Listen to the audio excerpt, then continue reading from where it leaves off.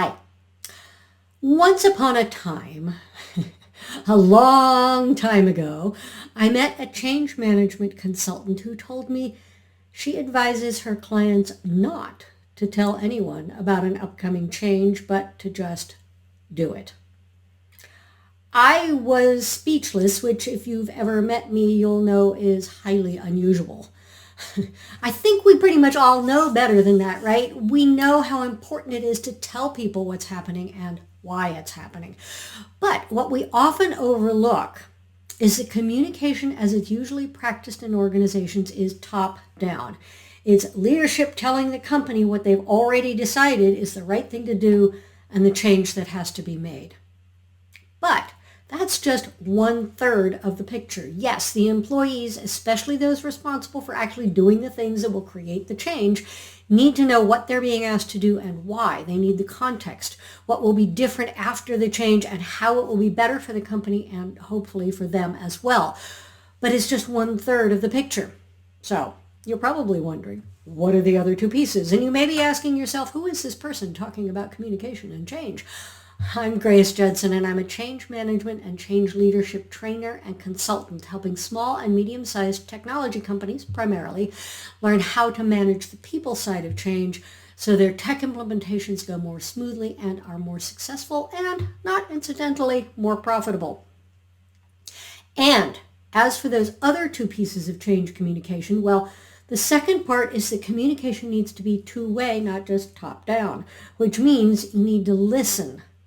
And listen to really understand, not just so you can claim to have listened. Sorry if I'm being blunt there, but we all know that happens.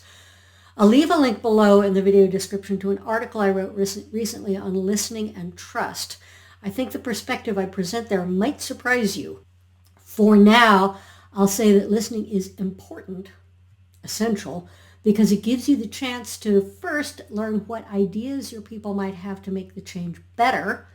I talked about that in this video that you're seeing the link for up there, and I'll put the link to that below as well. The point is your people care and they want the change to succeed. Secondly, listening also gives you the chance to hear what people are really concerned about in terms of how the change impacts them individually, and that means you can address those concerns and help them feel less anxious, less uncertain about what's happening. And change always creates uncertainty, and yes, I have a video on that too, as you can see, and I'll link below. So that's two parts, communicating what and why the change is happening, and then listening to what your people have to say about the change, ideas they have to make it better, concerns they have that might be keeping them from fully engaging in the process, and now the third part, follow through. Follow through. And this is the piece that a lot of change leaders forget about. You've explained the what and why, you've listened to your people's suggestions and concerns and anxieties, but if you don't follow through, you'll lose all the trust and engagement you've achieved. What do I mean by following through?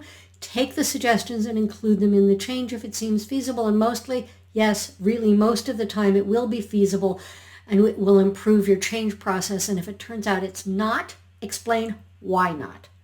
Respond to people's concerns as part of your communication process, easing their anxiety about what's happening. For instance, if it's about workload, make sure you explain what's expected and help people prioritize what's on their to-do lists. If it's about what they'll need to learn as the change goes forward, make sure they're included in training programs and that they know that they're going to be included and that the training addresses what they really do need to know. Not just what you think they need to know, what they think they need to know, and so on. So, there you have it.